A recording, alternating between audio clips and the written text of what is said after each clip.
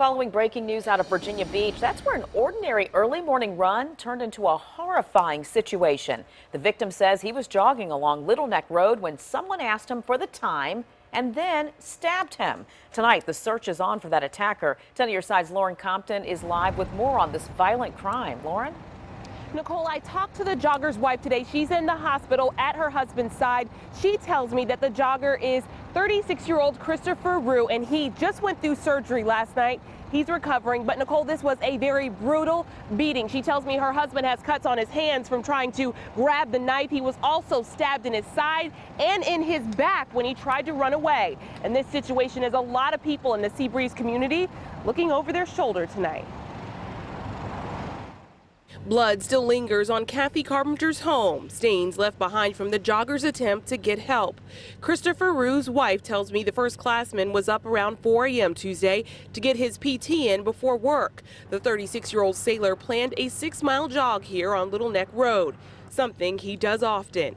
Someone came up to him and asked him what time it was, and he was distracted and he slowed down. Investigators say after being stabbed multiple times, Rue somehow escaped, stumbling from house to house trying to get help. I guess he banged the garage door where the cars go in. That's how blood got up there. But we never hear that bell, even if he rang it.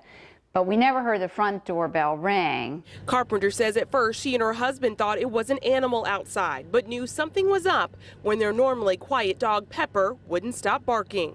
Then she started to bark again. Then the next door neighbor has 3 dogs. They all started to bark.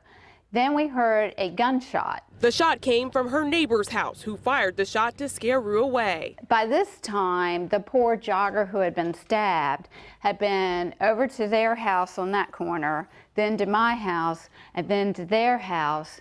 And the homeowner over there thought somebody was trying to break in. The neighbor called police, and police then called first responders to help Rue. He is now in the hospital, and residents here are left with the sinking terror that whoever did this is still out there. There's no motive when it's a jogger. You know he has no money. It wasn't a female, so it wasn't rape. So what does that leave? Just some weirdo. So we're all kind of frightened because we're not getting any information from the police.